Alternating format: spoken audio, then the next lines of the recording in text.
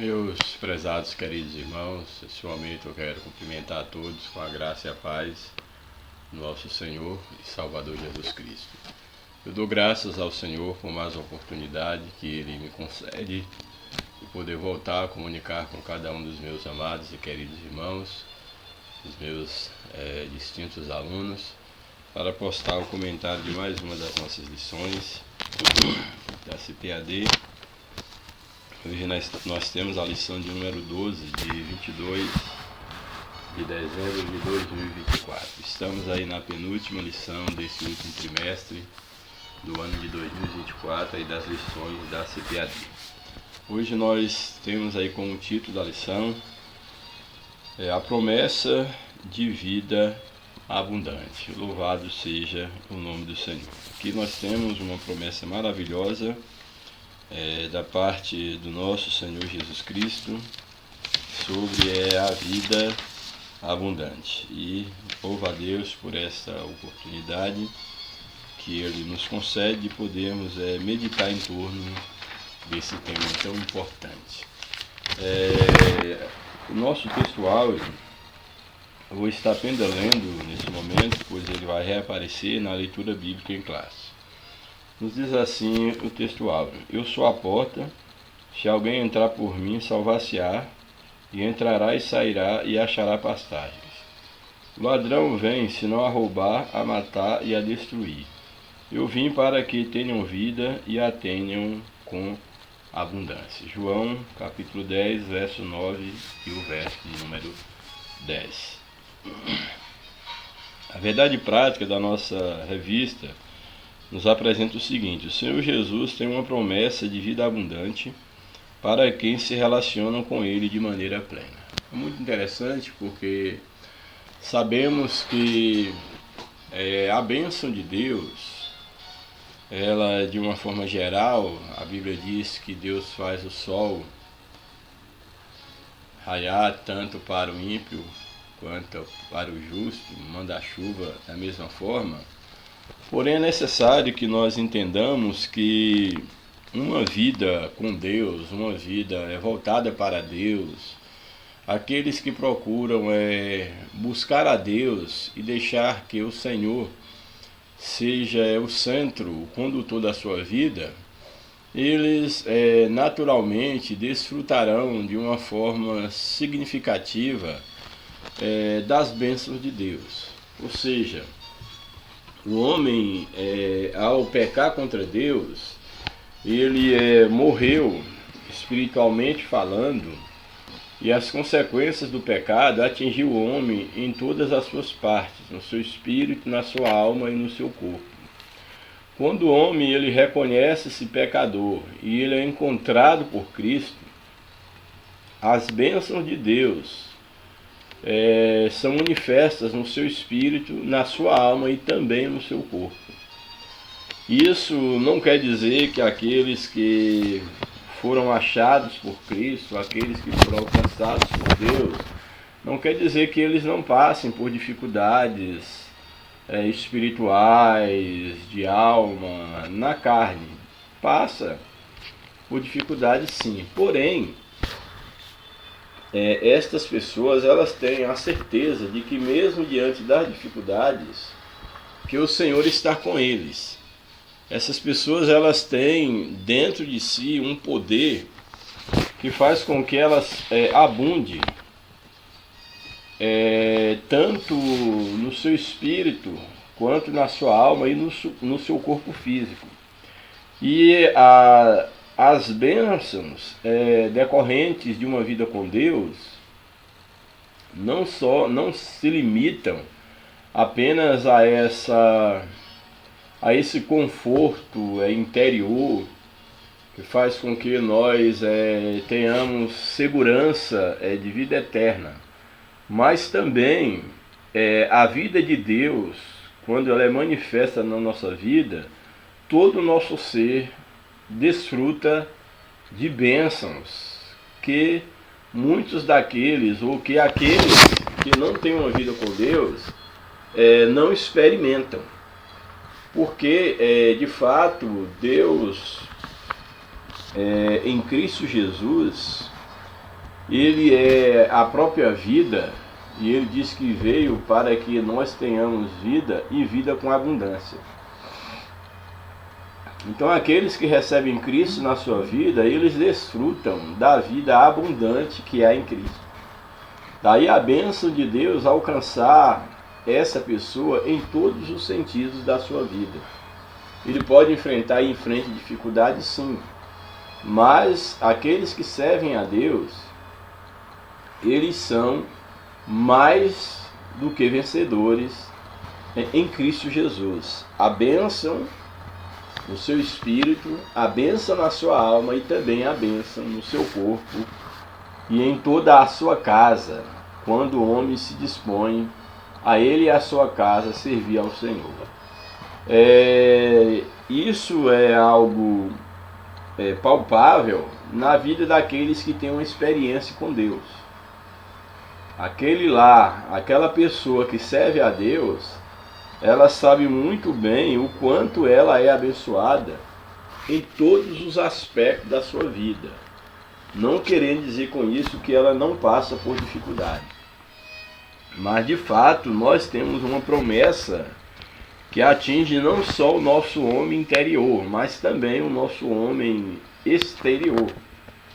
Também a nossa vida objetiva, a nossa vida material, ela também é abençoada com a bênção que Deus derrama sobre aqueles que já têm uma aliança com Ele. Portanto, o Senhor Jesus tem uma promessa de vida abundante para quem se relaciona com Ele de maneira plena. Então, aqueles que relacionam com Deus de maneira plena, ele também recebe a bênção de Deus no seu ser, enquanto um ser completo, espírito, alma e corpo. Louvado seja o nome do Senhor. Aqui o texto da nossa leitura bíblica em classe está em João capítulo 10, o verso de número 7 até o verso de número 18. É um texto bastante conhecido e muitas das vezes ele é lido fora assim do seu contexto objetivo, do seu contexto de fato. Então vamos ler a cada verso e à medida que formos lendo, nós vamos aí fazendo uma análise de cada versículo. João capítulo 10, verso 7 a seguir, até o verso 18. Verso 7.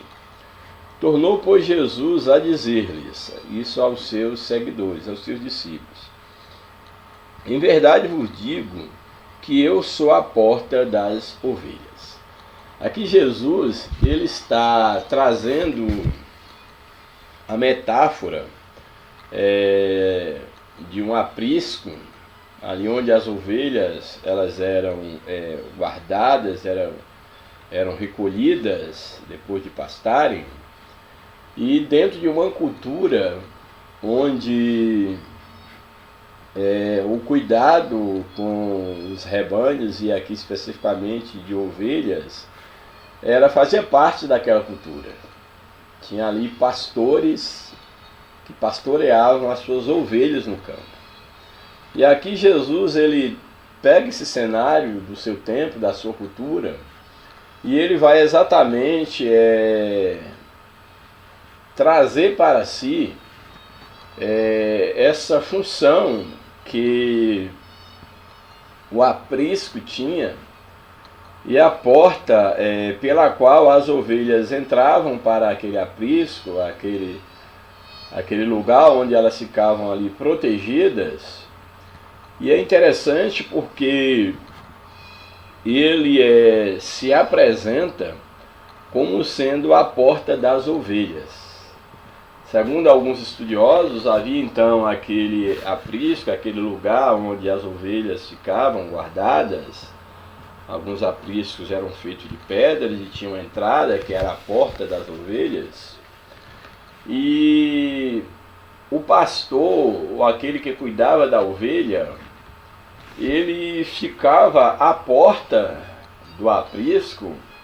Ele era a própria porta que dava acesso ao aprisco, pela qual os as ovelhas passavam por aquele vão e após passarem, o pastor ele ficava à porta guardando o rebanho. Eu acho bem interessante porque aqui traz a imagem, não uma porta no sentido como nós conhecemos na atualidade, que você tranca e pode viajar e deixar a sua casa. Alguém pode imaginar um aprisco, seria um lugar onde era cercado e tinha uma porta que o pastor trancava aquela porta e saía e podia ficar despreocupado. Mas aqui, a ideia aqui de Jesus ser a porta é porque o pastor, ele guardava as suas ovelhas. Ele era a própria porta pela qual as ovelhas passavam, após passarem ao vão, por onde elas entravam para o aprisco. Aquele que guardava a ovelha se via de porta. Então ele guardava o seu rebanho para que nenhum animal, para que o lobo, para que nada pudesse ameaçar a estabilidade do rebanho. É claro que em cada geração essa questão do guardar ou do cuidado com as ovelhas vai mudando, a ponto de terem edificações ou lugares próprios, currais, etc., alguma coisa dessa natureza, alvenaria, etc., e as ovelhas estarem protegidas no sentido físico mesmo, de ter, quem sabe, uma porta, alguma coisa assim. Mas dentro desse contexto aqui, o que é interessante observar é que Jesus está pegando esse modelo desse aprisco cultural bem antigo, que o pastor ficava à porta para guardar o seu rebanho, e agora ele está dizendo que aqueles que o servem são as suas ovelhas, que faz parte do seu aprisco. Ele é não apenas o pastor, ele é o pastor dessas ovelhas, mas ele também é a porta do aprisco. Isso é muito significativo, porque aqui, se transportarmos para o reino espiritual, a Bíblia diz que nós, enquanto igreja, nós fazemos parte do corpo de Cristo. Ou seja, nesse sentido de fazermos parte do corpo de Cristo e pertencermos ao aprisco de Cristo, é interessante observar que Cristo, ele é o nosso aprisco e ele é também a porta pela qual nós devemos entrar e pela qual também nós somos protegidos.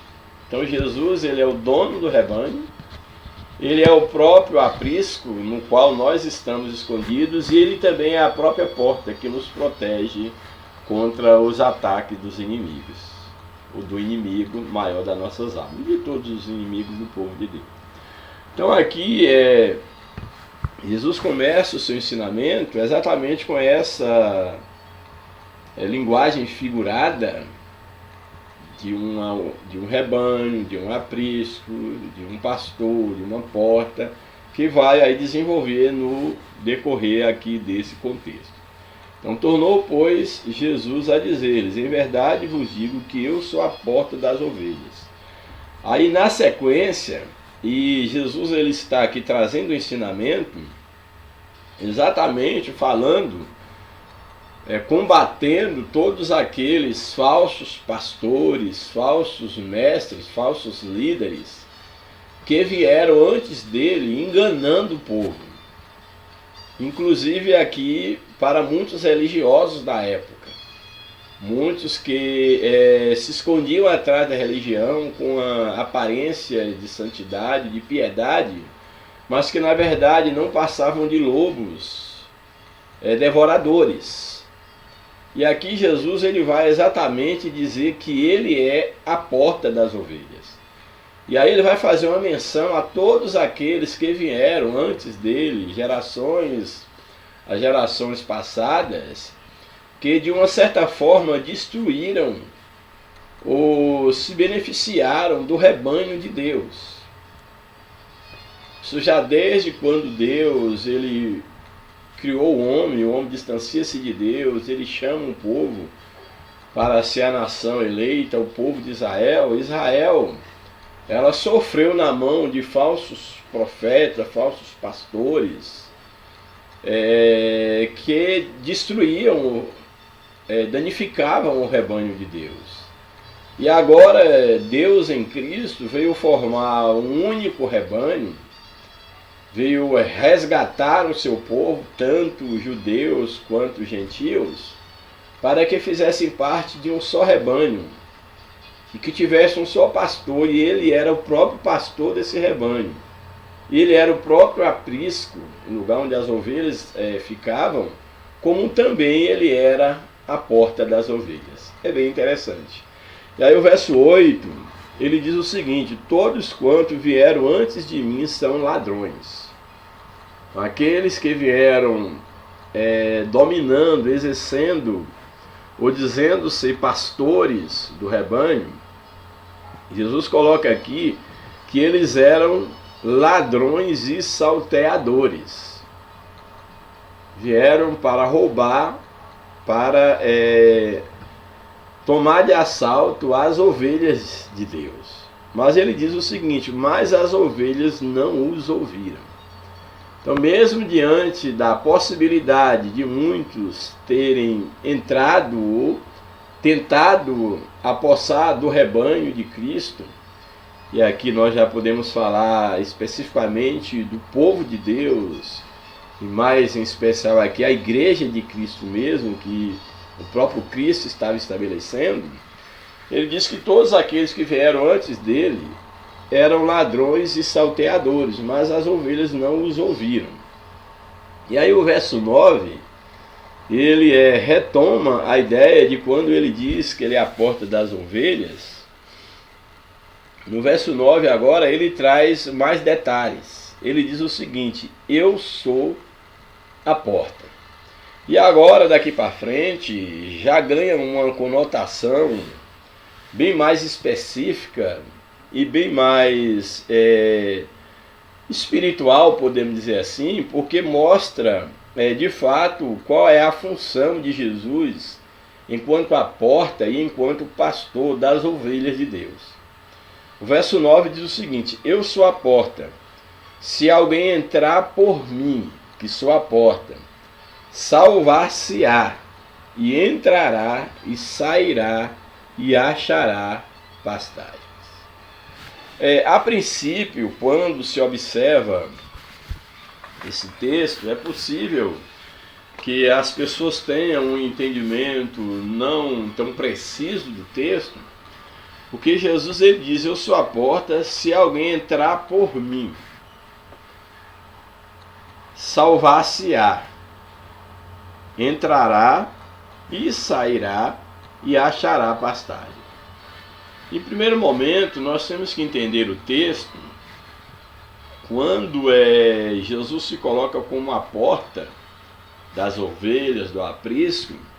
Ele está colocando como um meio suficiente de graça, de salvação para o homem entrar na comunhão com Deus. Então essa é a ideia que ele apresenta. Eu sou a porta, se alguém entrar por mim, salvar-se-á. Aqui, a salvação aqui está falando exatamente do aspecto da missão espiritual de Cristo. Cristo ele não se tornou homem, o Deus não se tornou carne para ser um político, para ser o libertador de um povo, libertar o povo do Império Romano, para poder trazer saúde física, prosperidade, para implantar um reino terreno. Ele mesmo diz que o reino dele não era daquele mundo. Cristo trouxe saúde, prosperidade para a humanidade, sem sombra de dúvida. Mas o objetivo último e principal de Cristo foi exatamente ser uma porta para o homem poder, por ela, voltar-se para Deus, uma vez que o homem havia se afastado de Deus por causa do pecado. Então aqui ele está dizendo: olha, eu sou a porta, se alguém entrar por mim, salvar-se-á, ou seja, apenas por Cristo, apenas por meio de Cristo, o homem obtém a salvação. Não é pela religião, não é pela lei de Moisés. A lei apontava a necessidade de um Salvador. Então aqui não era por meio dos religiosos, de um sacerdote, de um pastor, de um líder religioso, fariseu. Não. Aqui Jesus está dizendo que ele é a porta, e para obter-se a salvação, somente passando por ele que é a porta. Agora é importante a gente observar que a Bíblia aqui está apresentando Jesus como a porta, mas no outro momento a Bíblia diz que Jesus ele é a porta, mas ele é o caminho. Aqui apresenta Jesus como a porta, mas no outro momento Jesus vai dizendo que eu sou o caminho, a verdade e a vida. E a porta aqui, juntando com outros contextos bíblicos, é exatamente o início para uma caminhada com Deus. Então Jesus ele é a porta para a salvação, mas ele é o caminho para a salvação, o da salvação, e ele também é a vida eterna, ou seja, o final do caminho. Então é necessário que nós entendamos que o encontro com Jesus, ele se dá primeiro conhecendo Cristo como a porta, mas imediatamente você tem que conhecer Cristo como o caminho e como o final do caminho. Então quando ele diz aqui na sequência, olha, eu sou a porta, se alguém entrar por mim, salvar-se-á, aí fica mais fácil de você entender a sequência das citações quando ele diz, e entrará para onde? Para o aprisco. Passará a fazer parte do aprisco de Cristo. Entrará para a vida eterna. Entrará para Deus, que é o acesso. É isso que para onde essa porta nos leva. Então, entrando pela porta que é Cristo, passando por essa porta, o homem entrará para uma vida com Deus, e aí vem a sequência dessa vida agora estando com Deus. Uma vez que Jesus é a porta do aprisco e alguém passa por ela, e ao entrar passa a fazer parte do rebanho de Deus, Jesus, enquanto pastor, enquanto próprio caminho, ele é quem passa a conduzir agora o ser humano, a conduzir essa ovelha que passou por ele como porta. Daí a ideia dele ser a porta, se alguém o encontrar como porta, entrar, obterá salvação e entrará para a vida eterna e sairá e achará pastagem. A ideia aqui do entrar e sair e achar pastagem não se pode pensar no sentido, vou entrar em Jesus e depois eu posso sair e dar uma volta lá no mundo, e aí depois, quando eu quiser, eu venho, entro pela porta. Não é nesse sentido. Porque às vezes alguém, de uma forma simplista, pode pensar assim, não, então aqui Jesus é a porta, aí eu encontro Jesus como porta, eu vou entrar, e aí eu posso sair, achar pastagem, e depois eu volto. Mas a ideia aqui de entrar, em primeiro lugar, para você entrar, para fazer parte do aprisco, você primeiro tem que passar pela porta. Passando pela porta, você é salvo, você recebe a vida de Cristo. Essa é a ideia de salvar. Uma vez com a vida de Cristo, você entra para a vida eterna, que essa é a ideia do salvar, e você entrar para a vida com Cristo. Você vai agora em Cristo encontrar a liberdade, que está na ideia de sair e achar pastagens. A ideia de sair aqui não é sair de Cristo.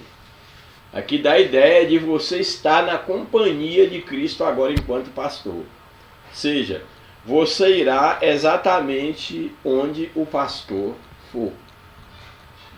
Não é uma ideia de você deixar de ser protegido ou protegida, porque uma vez que você entra pela porta, aí você pode sair, aí está por conta. Não é isso.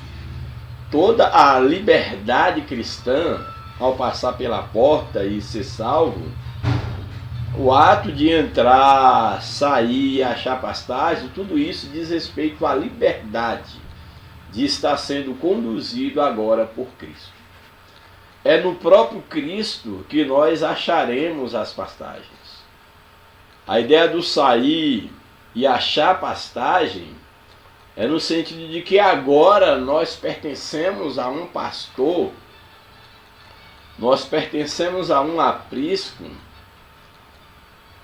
e uma vez pertencentes a esse aprisco, toda a nossa conduta, onde quer que nós formos, nós estamos dando passos, transitando em Deus. Por quê? Porque o próprio Jesus é o caminho. Nós saímos de um caminho do erro, saímos do caminho do pecado e entramos pela porta e agora estamos numa nova caminhada, tomando um novo rumo. Tá? A ideia de você sair, a liberdade de sair e achar pastagem, não é voltando para a velha vida, é estando agora em Cristo. Então é necessário que isso fique bem entendido, porque Jesus na Bíblia, ele não se apresenta apenas como porta, ele é apresentado também como caminho. Então quando você diz que você encontrou Cristo como porta, e essa porta é estreita, por sinal, você tem que entender que a porta é estreita e apertado é o caminho. Mas todos aqueles que encontram Jesus como porta, eles necessariamente terão que andar pelo caminho. Eles vão sair, vão achar pastagem, mas sair de um estado de pecado para entrar agora num novo estado ao lado de Cristo. É uma nova vida, uma vida de graça. É um novo caminho que você vai percorrer. Nesse caminho que é o próprio Cristo, você vai ter liberdade nele, de sair nele, ou seja, estar nele, explorar a vida com Cristo e achar pastagem. Então em Cristo há pastagem. Então, a despeito de toda a dificuldade que você possa enfrentar na sua vida pontual, na sua vida nesse mundo, quando você tem um encontro com Cristo como um porta, como um caminho, o alimento espiritual que você precisa para a sua alma é garantido. Louvado seja o nome do Senhor. Aí, na sequência, o verso 10, ele diz o seguinte, olha que antes ele diz que aqueles que eram antes dele eram ladrões e salteadores. E aí ele vai e retoma aqui no verso 10. O ladrão não vem senão a roubar, a matar e a destruir. Esse texto aqui, geralmente as pessoas, esse ladrão aqui, quando se prega, os pregadores costumam mencionar esse ladrão como sendo Satanás. Satanás, ele é um ladrão, em termos espirituais, sem sombra de dúvida. Mas nesse sentido aqui, o texto, Jesus está dizendo dos falsos pastores, dos falsos mestres, que tentam adentrar ao rebanho de Cristo, que tentam alcançar as ovelhas de Cristo, e para isso as ovelhas precisam conhecer bem o seu pastor, a voz do seu pastor, conhecer as pastagens que Deus oferece em Cristo, para que eles não sejam enganados, para que elas não sejam roubadas pelo ladrão e pelo salteador. Porque aqui o texto está dizendo que quando Jesus ele se apresenta como a porta, e ele fala que os que veio antes dele eram ladrão, Isso quer dizer o quê? Que esses que tentaram aproximar das ovelhas não era o pastor das ovelhas. Então a ideia aqui, logo em sequência, o verso 11, ele vai se apresentar como um pastor, mas aqui já adiantando, a ideia aqui do ladrão é para contrastar com o pastor. Ou seja, Jesus é o verdadeiro, legítimo pastor do seu povo, da sua igreja. E todos aqueles que tentam assenhorar do rebanho de Cristo, como se fossem seu, estão classificados como ladrões e salteadores.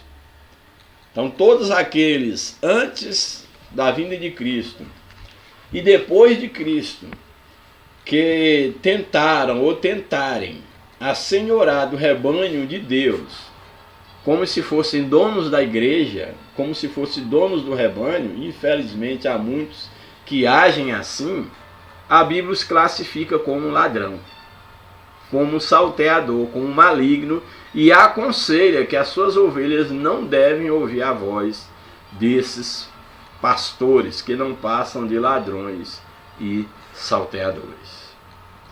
Isso é muito sério. Por quê? Porque esses que vêm em nome de pastor, disfarçado de pastores, eles são ladrões porque estão a serviço do seu chefe, que aí sim é um ladrão desde o princípio, um mentiroso, que é Satanás. Eles estão a serviço desse ladrão maior.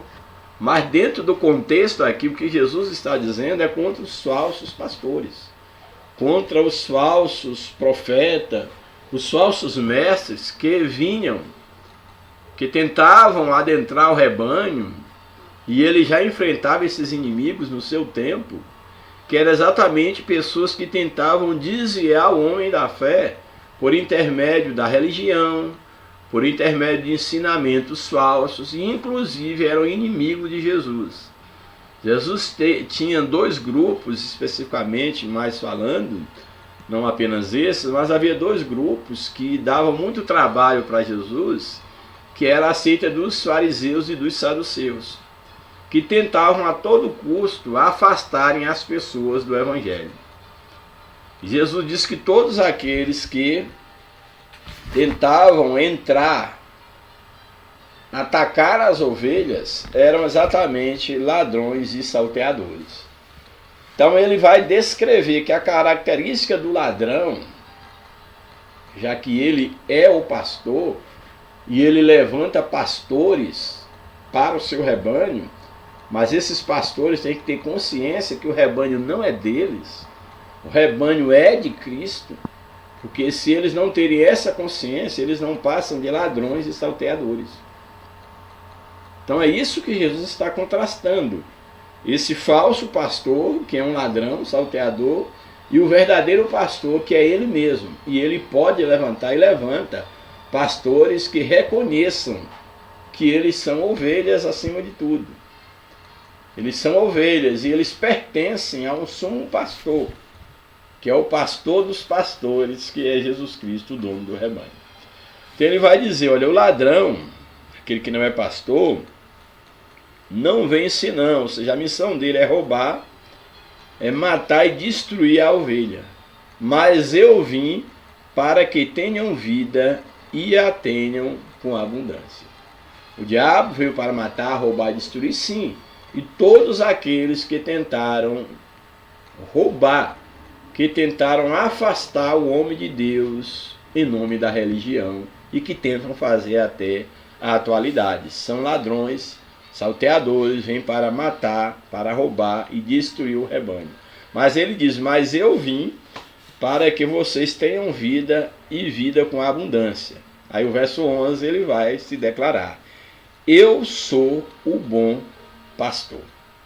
Que ele deixa bem claro, ele diz, daqueles que vieram antes, que eram ladrões e salteadores, e aí ele vai dizer, eu sou o bom pastor. O bom pastor dá a sua vida pelas ovelhas. Se ele diz que é o bom pastor, é porque muitos se levantavam como sendo pastores da nação de Israel. Muitos se levantam como sendo pastores do rebanho de Deus, mas na verdade são ladrões e salteadores. Porque a característica do verdadeiro pastor, Jesus sendo o sumo pastor, ele diz o quê? Que ele é um pastor bom. Ele é um pastor que cuida das suas ovelhas e não destrói as suas ovelhas. E se ele é um bom pastor, como é que ele manifesta ser um bom pastor? Ele vai dizer o seguinte: o bom pastor dá a sua vida pelas ovelhas. E diante do ataque do inimigo, o bom pastor não abandona as ovelhas. Ainda mais, o bom pastor não ataca as ovelhas. Porque o falso pastor, o ladrão, o salteador, é aqueles que tentam saquear as ovelhas, tentam destruir as ovelhas. Mas o bom pastor, ao contrário, o bom pastor dá a vida pelas suas ovelhas. E aqui ele está dizendo exatamente sobre a sua missão, que ele veio fazer pela humanidade. Ele teve aqui um ministério de 3 anos e pouco, e depois ele, como um bom pastor, ele deu a vida pela humanidade, para que todo aquele que nele crê faça parte desse rebanho, não pereça na mão do inimigo, dos ladrões, dos salteadores, mas tenha a vida eterna. Louvado seja o nome do Senhor. O bom pastor dá a sua vida pelas ovelhas. Aí ele vai agora contrastar com o falso pastor, que é o ladrão, o salteador, o mercenário.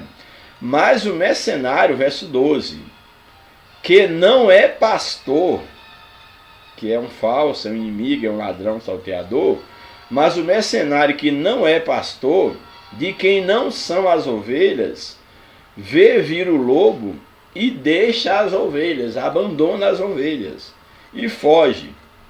E os lobos as arrebata e dispersa. Aqui começa a ficar mais claro a ideia de que ele está contrastando com os falsos pastores. Por quê? Porque aqui, quando ele diz aqui que o mercenário, o falso pastor, quando ele vê a ovelha, o rebanho em perigo, pela presença do lobo, que aqui sim é uma representação de Satanás, o que o falso pastor faz quando as ovelhas mais precisam de ajuda, de cuidado, de oração, de acompanhamento, de terem as suas feridas curadas? Eles abandonam o rebanho. Quer estar com o rebanho enquanto está dando lã, enquanto está tirando proveito do lã, do leite das ovelhas. Mas quando o inimigo aproxima, quando a coisa aperta, porque as ovelhas não são deles, ele não é, de fato, dono do rebanho, ou não age como quem tem responsabilidade com o rebanho que pertence a Deus, e ele cuida, dando a sua vida no sentido do seu ministério, do seu chamado, ele abandona o rebanho. Então Jesus está dizendo, olha, mais o mercenário, que não é pastor, que o pastor não faz isso, e aqui serve para aqueles que foram chamados para o ministério, mas é o mercenário que não é pastor, de quem não são as ovelhas, vê vir o lobo, que aqui é o próprio Satanás, ou o perigo, ou tudo aquilo que o inimigo representa. Ao ver vir o lobo, ele deixa as ovelhas e foge, e o lobo as arrebata e dispersa. Isso aqui é bem interessante. Quantas vezes nós vimos o inimigo adentrando a igrejas e na própria liderança do povo de Israel, porque destruindo e enfraquecendo o motivo pelo qual o povo de Israel pecava e era entregue na mão dos inimigos, porque a sua liderança, ela perdia o temor e a direção de Deus, se tornavam mercenários, e ao terem essa natureza maligna, eles deixavam o rebanho vulnerável, e o inimigo apossava do rebanho. Quantas vezes Israel foi levado cativo? E a queda da nação de Israel sempre começava com a sua liderança. A liderança religiosa, política, sempre dessa forma. Daí Deus levantava os profetas para dizer. E na atualidade não é diferente. quantos grupos, quantas pessoas estão feridas, estão sofrendo, exatamente porque aqueles que deveriam zelar pelo rebanho, na verdade eles se mostram verdadeiros mercenários, que quando a igreja, as ovelhas mais precisam, eles abandonam o rebanho ao léu da sorte. E a igreja sofre com isso.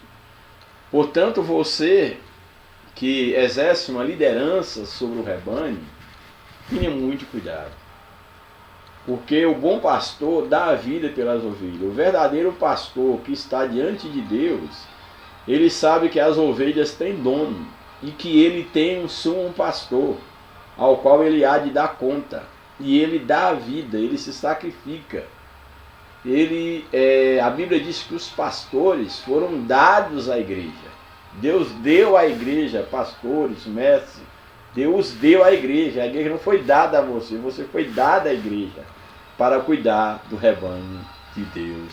Louvado seja o nome do Senhor para sempre. Portanto, o mercenário que não é pastor, de quem não são as ovelhas e nem tem responsabilidade com as ovelhas, porque não é pastor, vê vir o lobo e deixa as ovelhas e foge. E o lobo arrebata e dispersa. Verso 13. Ora, o mercenário foge porque é mercenário e não tem cuidado das ovelhas. Olha que revelador o que o texto está dizendo. Que aquele que abandona o rebanho, que foge no momento do perigo, ele faz isso porque ele não é pastor. É exatamente porque ele é um mercenário. Então, como ele é um mercenário, ele é falso. Daí ele abandonar o rebanho. Então, pense bem na sua atitude diante do rebanho de Deus, porque abandonar o rebanho não é só entregar uma igreja ou abandonar, não ir mais, não quero mais liderança, deixa a igreja. Não é isso não.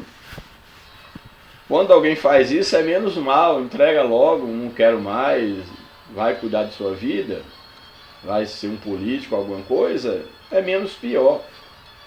O problema é quando alguém continua, entre aspas, à frente do rebanho, mas o rebanho está desprotegido. Deixa o pecado entrar no rebanho, deixa cada um conduzir a si próprio. O problema é quando o homem perde o temor de Deus e ele age como se ainda estivesse na presença de Deus, como se fosse um homem de Deus, como se fosse um pastor da igreja, o líder espiritual, mas o pecado, o mundanismo já tomou conta da igreja. Quantos estão conduzindo a igreja através de técnicas da psicologia, do estudo aí da programação aí neurolinguística,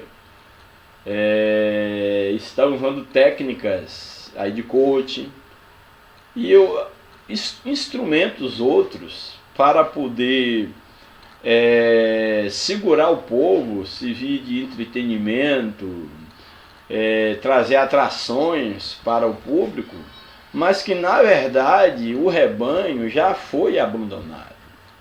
Ele já deixou o inimigo entrar no rebanho e ele mesmo é um inimigo do rebanho.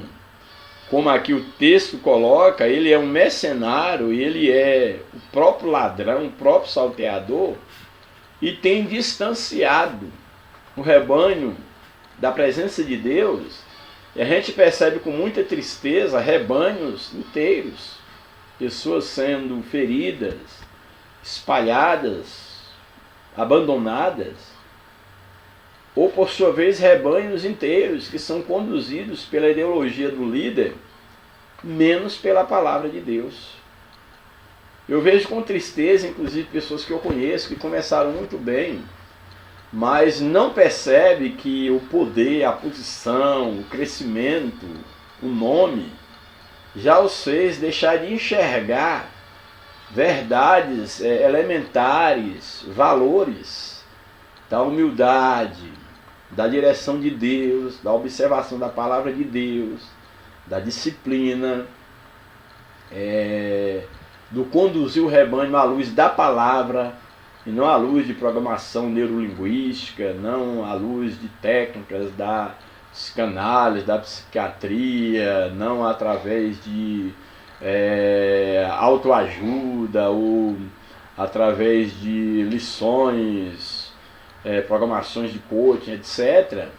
Mas que na verdade a igreja não passa de um espetáculo, um lugar onde muitos, inclusive de várias denominações, têm sido atraídos, porque ali eles acham novidade a cada dia, e aí cada dia uma coisa nova, e aí até a palavra de Deus é adaptada aí a necessidade de cada um que vai se acomodando a esse grupo.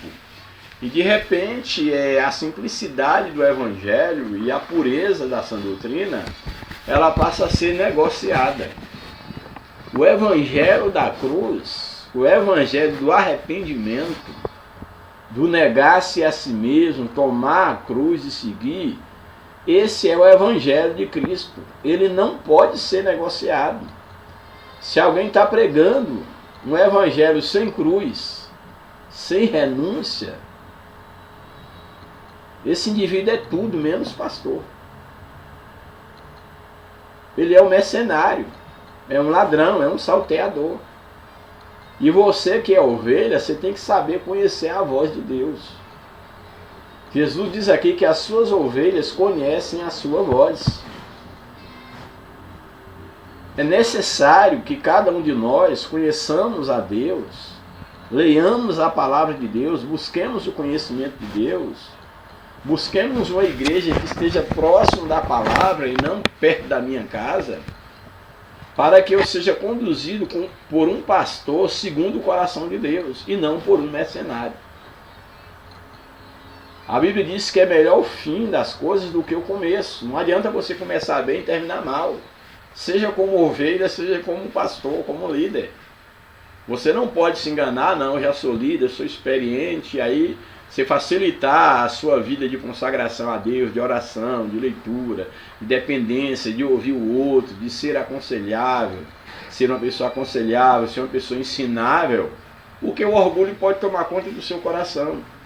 E de repente o inimigo te engana, e você decair da graça e pensar que Deus ainda está com você, como Sansão pensava, que o Espírito de Deus ainda estava com ele, e o Espírito Santo já havia se afastado de Sansão. Portanto, tenha muito cuidado, muito cuidado. Então aqui o texto é muito claro, muito claro. Olha, o mercenário foge porque é mercenário. Não tem cuidado das ovelhas. Aí o verso 14, Jesus reforça: eu sou o bom pastor e conheço as minhas ovelhas, e das minhas ovelhas sou conhecido. Isso aqui é muito interessante.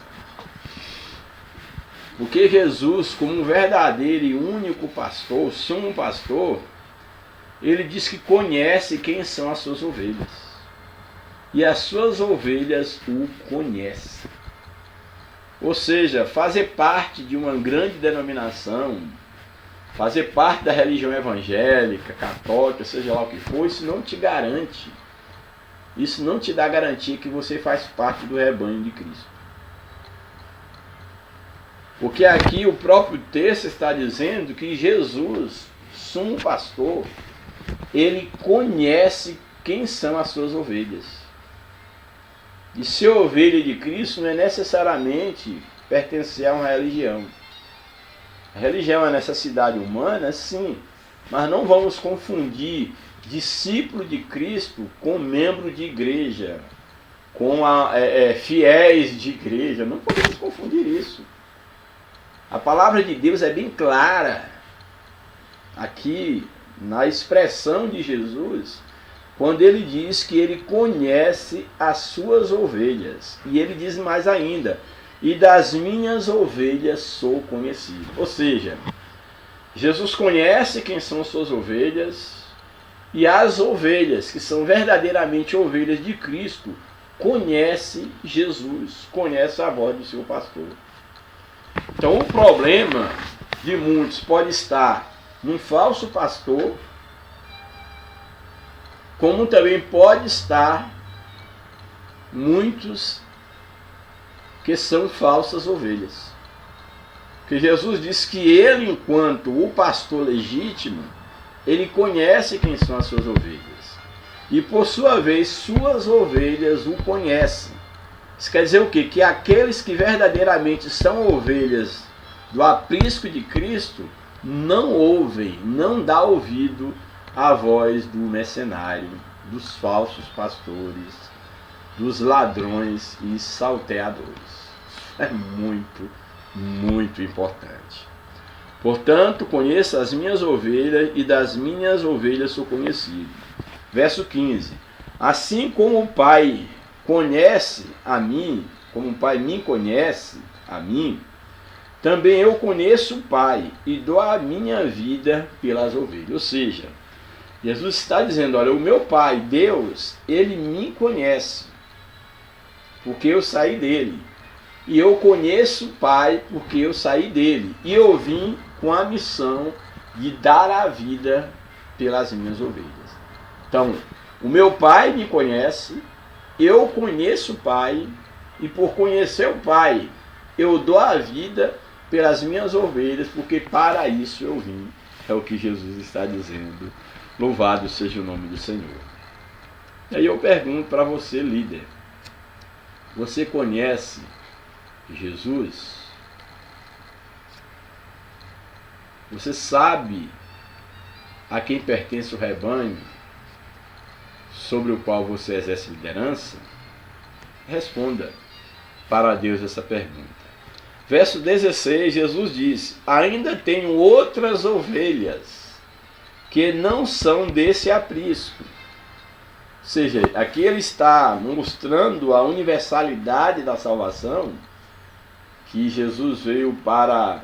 Deus amou o mundo de tal maneira, e ele está dizendo aqui que havia outras ovelhas, que ainda ele tinha ovelhas, que ainda não estavam no aprisco. Aqui pode ser uma referência, uma vez que a igreja de Cristo ela é composta de judeus e gentios. Aqui alguns podem fazer uma leitura do povo de Israel enquanto a nação escolhida e os gentios como ainda não pertencentes, mas nesse caso aqui especificamente falando, aqui fala de um novo povo, que é a igreja de Cristo. É a igreja composta de judeus e gentios. E aqui Jesus fala para aqueles que já pertenciam a Cristo, que o seguiam, que ele conhecia cada um deles e esses o conheciam, mas também fala do futuro, da salvação daqueles que ainda não faziam parte daquele aprisco. O que me chama a atenção aqui nesse texto? Me chama a atenção é que nós não podemos e nem temos esse direito de querer julgar aquelas pessoas que ainda não fazem parte do rebanho de Cristo. Ah não, é um beberrão, uma prostituta, um ladrão, está na prática do adultério, da prostituição, da homossexualidade, é isso e aquilo, é o mentiroso. Só tem que ainda há muitos que serão alcançados por Cristo e que ainda farão parte do rebanho de Cristo. Eu acho isso aqui simplesmente maravilhoso. Quando Jesus diz, ainda tenho outras ovelhas que não são deste aprisco, ainda não estão aqui. Também me convém agregar a estas, ou seja, alcançar estas. E elas ouvirão a minha voz, e haverá um rebanho e um pastor. Ou seja, quando Jesus diz que existem ovelhas que não são do seu aprisco, aqui ele não está falando necessariamente de uma questão religiosa. Ah, tem um aprisco evangélico, tem um aprisco católico, tem um aprisco espírita, tem um aprisco isso aqui, aquilo outro. Não, ele não veio fundar religião. As pessoas, de uma certa forma, elas pertencem a um grupo. ela serve a alguém. E a Bíblia diz: de quem o homem é vencido, ela se torna serva, se torna escrava. Então o homem, de uma certa forma, ele está a serviço de qualquer força. Mas o que o texto aqui, que eu quero deixar assim de uma maneira bem clara, a intenção do texto aqui, é mostrar que mesmo aqueles que não fazem parte do rebanho de Deus, Jesus está dizendo que muitos ainda serão alcançados. Porque ele deixa bem claro, ó, ainda tenho outras ovelhas, são minhas, mas que não são deste aprisco, que não estão ainda conosco. Também me convém agregar, ou seja, trazer essas ovelhas, porque elas ouvirão a minha voz. Quando eu as buscar, elas ouvirão a minha voz, e haverá então um rebanho e um pastor. Não será várias religiões.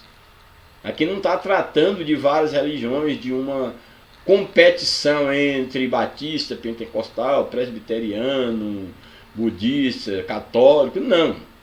O que Jesus está dizendo é que todos estavam perdidos, muitos já o encontraram como um porta e como um caminho, mas havia ainda muitas ovelhas que ainda não pertenciam ao aprisco de Deus, mas que elas ouviriam a voz e haveria então um só rebanho e um só pastor.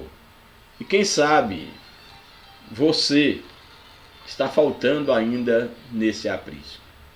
Você que está me ouvindo pode ser uma dessas ovelhas que ainda não faz parte do rebanho de Deus, mas que Jesus está falando com você nesse instante. Que você ouça a voz de Deus neste momento. Que a voz de Cristo ressoa no teu espírito. Que você dê ouvido à voz de Deus e passe a fazer parte desse único rebanho que há de morar nos céus, que tem um único e verdadeiro pastor, que é o próprio Cristo, que deu a vida e dá a vida pelas suas ovelhas. Louvado seja o nome de Jesus. Verso 17.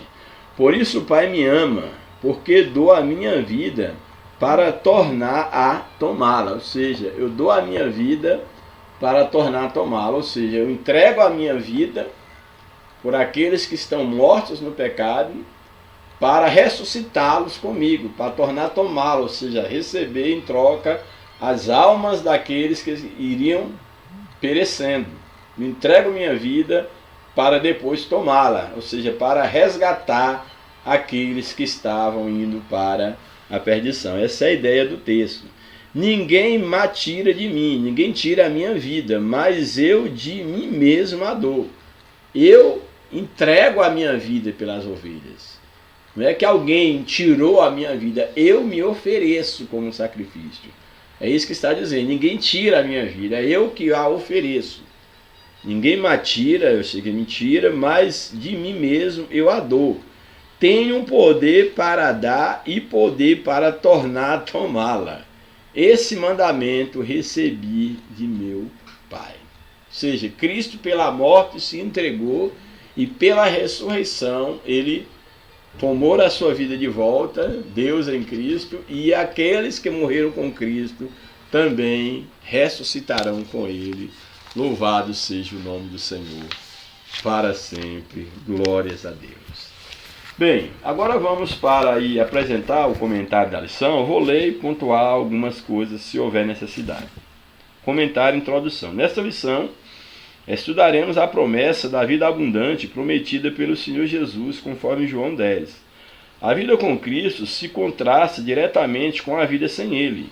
Quando estamos em Cristo, tudo o que ansiamos e desejamos tem outros fundamentos. A vida abundante em Cristo preenche as lacunas que até então nem imaginávamos que poderiam ser preenchidas. Exatamente isso. Há um vazio na nossa alma que nós não sabemos como nós preencheremos. Mas quando Cristo ele passa a fazer parte da nossa vida, quando nós temos um encontro com Cristo, algo que era impensável passa a acontecer. Há uma transformação no nosso ser, que é isso que o texto aqui, o comentarista está dizendo.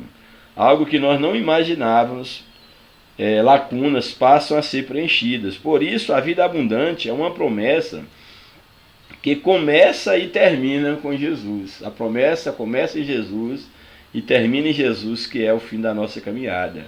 Pois só mediante um relacionamento pessoal com Ele é possível desfrutar dessa vida eterna. Louvado seja Deus. Primeiro tópico: Jesus, a fonte de vida abundante. Primeiro subtópico: a fonte de verdadeira vida. O Evangelho de João, no capítulo 10, apresenta o Senhor Jesus como o bom pastor. Esse pastor se relaciona com suas ovelhas, as protege, se dirigindo à frente delas. O pastor vai à frente das suas ovelhas, no caminho para livrá-las do perigo. Jesus, ele é a porta, ele é o pastor, ele é o caminho, ele vai à frente das suas ovelhas e livra de todo perigo neste mundo que estamos caminhando, mas somos peregrinos, porque fazemos parte do reino celestial. Além dessa imagem de pastor, João 10 também apresenta Jesus como a porta das ovelhas. Louvado seja Deus. Ele é o pastor, ele é a porta e ele é também o caminho. Essa porta simboliza o caminho de salvação espiritual, em que um relacionamento pessoal e eterno com Deus se torna possível, e tudo o que a ovelha necessita será encontrado em Deus. Por isso, nosso Senhor Jesus aparece nesse texto como a fonte da verdadeira vida. Quando o encontramos, podemos viver de verdade, fazendo o bem para a glória de Deus. Louvado seja o nome do Senhor. Portanto, a fonte de verdadeira vida é Jesus. Se você quer ter vida verdadeira, só em Jesus. Subtópico 2. A fonte de vida abundante. Nos versículos 8 a 10 de João 10, nosso Senhor faz um contraste entre ele, que é a porta, e os outros que vieram antes dele, identificados como ladrões e salteadores, que apenas trazem roubo, morte e destruição. Nosso Senhor, pelo contrário, veio trazer vida no lugar da morte, e vida com abundância. Aqui podemos fazer um contraste entre o agir de Deus e a ação de Satanás e seus demônios, que o diabo faz através dos seus demônios, dos seus enviados e daqueles que se permitem usados pelo Satanás, e o que Jesus faz. Jesus dá vida enquanto o diabo mata e destrói. O diabo, nosso adversário, busca destruir nossa vida. O plano de Deus para nós, por intermédio de seu Filho, foi nos devolver a vida, porque nos amou, salvou, perdoou, apagou nossos pecados e nos deu dignidade de salvos em Cristo. Louvado seja o nome do Senhor. Isso é a verdade, isso é a verdadeira vida que só Deus, mediante sua graça, por meio de Cristo, pode nos dar essa vida, essa fonte de abundância. Subtópico 3, a fonte de amor. No versículo 11, o Senhor Jesus menciona novamente a imagem do bom pastor que deu a sua vida pelas ovelhas, que além de proteger e cuidar, ele as conhece bem e as ovelhas também o conhecem. Nosso Senhor afirma que da mesma forma que ele é conhecido do Pai, conhece profundamente suas ovelhas e entregou sua vida por elas. Por isso ninguém pode tirar suas ovelhas de suas mãos, pois ele zela por elas. A relação com suas ovelhas é baseada no amor, que pode ser testemunhado no relacionamento de nosso Senhor com a Santíssima Trindade. Essa relação de Jesus com as suas ovelhas, uma relação de amor, como o Pai, como a Trindade se relacionam entre si. Dessa forma, o Senhor Jesus é a fonte de amor entre o bom pastor e as suas ovelhas. Ele é a nossa fonte transbordante de verdadeira vida e abundância. Louvado seja Deus. Tópico 2. A vida abundante. O conceito de vida abundante, primeiro subtópico. Mediante o relacionamento que estabelecemos com Deus por meio de Jesus, o nosso pastor, podemos comentar a respeito do que significa a vida abundante, mencionada pelo nosso Senhor em João 10:10, sabendo que o ser humano tem necessidades físicas, emocionais e espirituais. Podemos afirmar que a vida abundante prometida pelo nosso Senhor preenche também as esferas corpo, alma e espírito. Já abunda, a vida abundante, ela atinge o homem como um todo, no seu espírito, na sua alma e no seu corpo. Em síntese, todas as áreas da vida do homem abunda a graça de Deus. Trata-se de uma nova vida integral em Cristo, em que tudo se faz novo e se torna em autêntica novidade de vida. Louvado seja o nome do Senhor. Subtópico 2. A vida abundante também influencia a família. No episódio bíblico, na ocasião da libertação de Paulo e Silas da prisão, o carcereiro apavorado perguntou a Paulo o que fazia para ser salvo. De modo que o apóstolo Paulo respondeu: crê no Senhor Jesus Cristo e serás salvo tu e a tua casa. A salvação em Cristo não se aplicaria apenas ao carcereiro, mas de maneira abrangente a toda a sua casa. E não se resumiria apenas ao livramento físico de uma punição do Estado, caso os presos tivessem fugido, mas a um novo tipo de vida para o carcereiro e toda a sua família. Assim, aprendemos que a vida abundante prometida por Jesus abrange nossos familiares. O que é interessante, aqueles que dizem, quando o carcereiro vê ali o cárcere aberto, ele imagina que os presos tinham fugido e ele tinha que dar conta ao Estado, ao Império Romano, e aí então ele queria tirar a sua própria vida, e aí Paulo diz para ele não fazer aquilo, aí ele pergunta, então o que eu devo fazer para ser salvo? Aí alguns fazem a leitura que, ao perguntar, ele está dizendo o que ele deve fazer para ser salvo da morte do imperador. É claro que se os presos tivessem fugido, ele seria morto, mas o que Paulo vem pregar aqui não é uma salvação física, é uma salvação espiritual. Então Paulo diz, crê no Senhor Jesus Cristo e será salvo tu e tua casa. Ele, como sendo chefe de família, o patriarca da família, ele se converteu e, por consequência, toda a sua casa foi abençoada pela salvação que alcançou a vida daquele carcereiro. Então, ou seja, quando o homem ele tem um encontro com Deus, há uma possibilidade muito grande de toda a sua família também ser alcançada pela bênção de Deus que essa pessoa recebe em sua vida. Louvado seja o nome do Senhor. Subtópico 3. Diversas bênçãos provenientes da vida abundante. Quando passamos a ter um relacionamento pleno com Cristo, e por isso desenvolvemos a vida abundante, passamos a desfrutar de copiosas bênçãos, dentre as quais podemos destacar quais são os âmbitos da bênção de Deus que a gente pode aqui destacar. A paz com Deus faz parte dessa bênção. O homem era inimigo de Deus, ele passa agora a ter paz com Deus. A tranquilidade nas decisões, ao tomar decisões ele tem segurança, porque ele tem um direcionamento divino.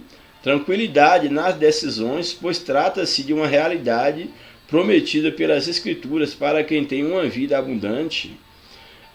A direção divina nas suas atitudes.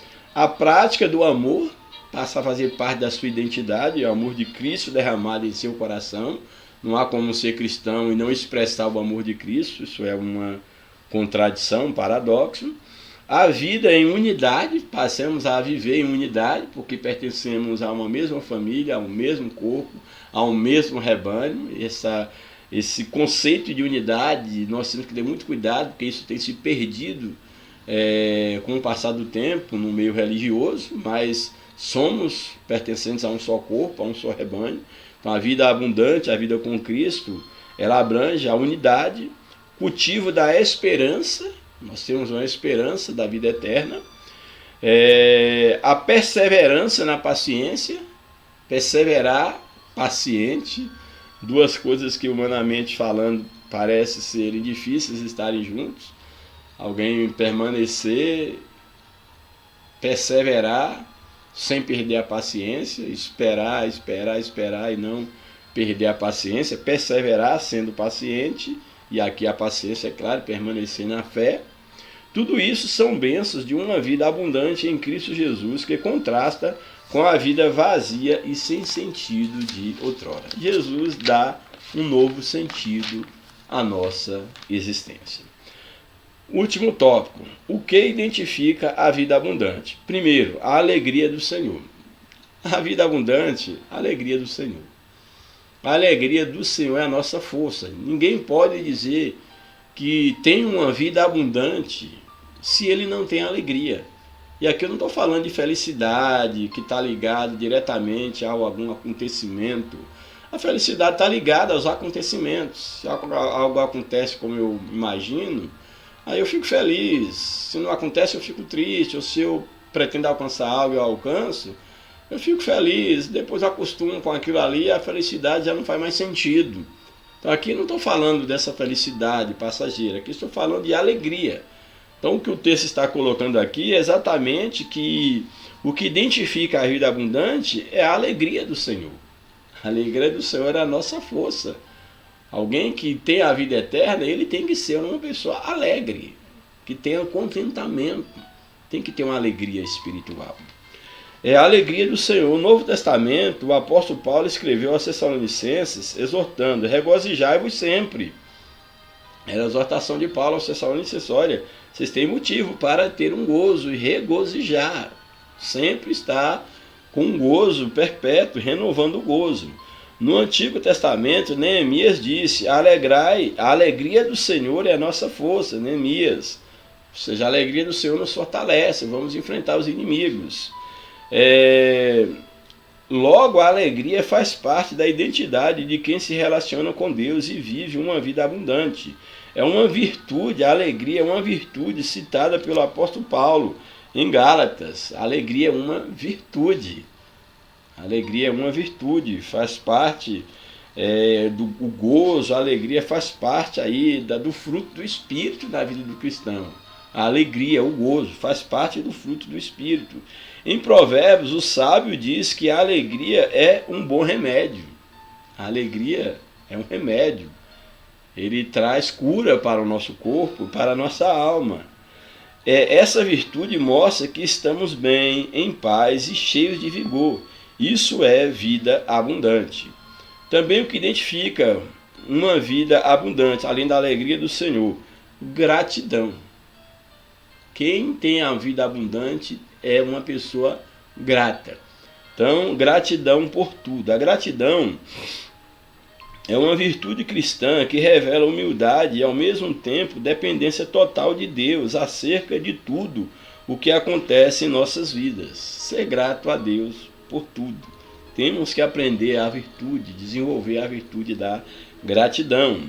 Na vida abundante, no lugar de murmurar ou reclamar das coisas, aprendemos a dar graças por tudo o que Deus tem feito de bom por nós. 1 Tessalonicenses 5,18: em tudo dai graça, porque essa é a vontade de Deus em Cristo Jesus para convosco. Temos que desenvolver essa virtude dia após dia. Quantas das vezes estamos reclamando?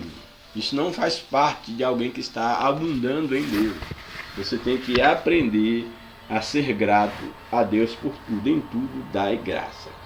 Assim, a virtude da gratidão é plenamente coerente com a vida abundante, pois em Deus nos sentimos satisfeitos e plenos. Demos sempre graças em tudo. Por fim, o último subtópico: vida no Espírito. É uma decorrência dessa identidade, do que identifica a vida abundante. É exatamente essa vida abundante com Cristo. Ela é manifesta em uma vida no Espírito Santo, uma vida, portanto, de oração, de contato com Deus.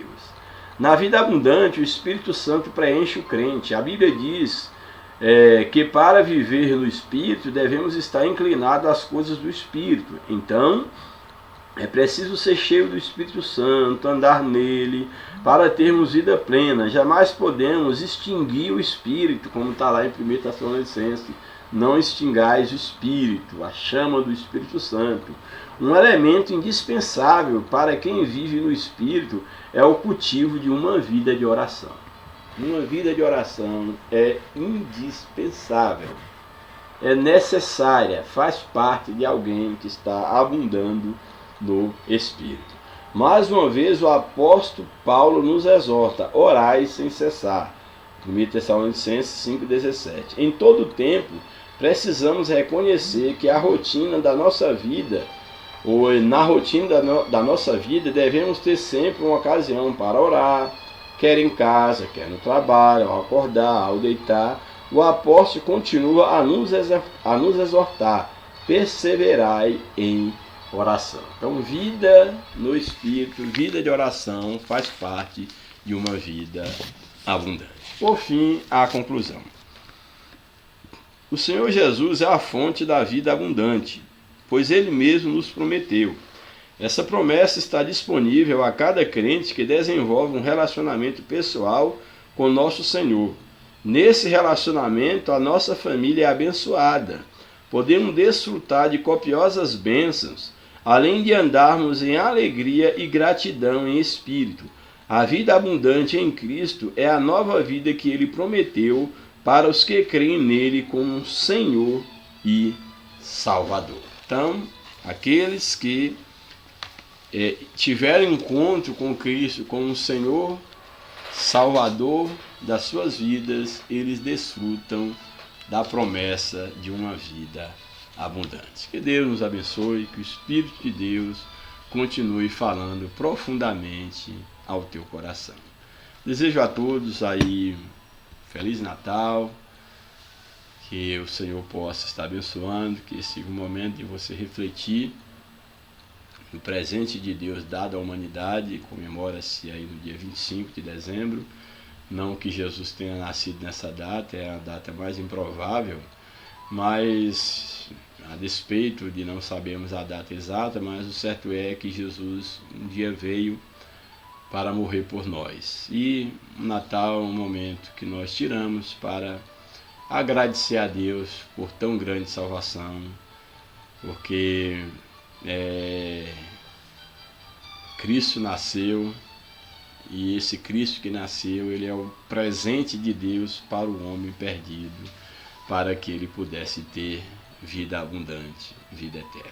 Que Deus te abençoe, toda a sua família, e que você busque ao Senhor enquanto se pode achar. Um grande abraço, graça e paz a todos, em nome de Jesus.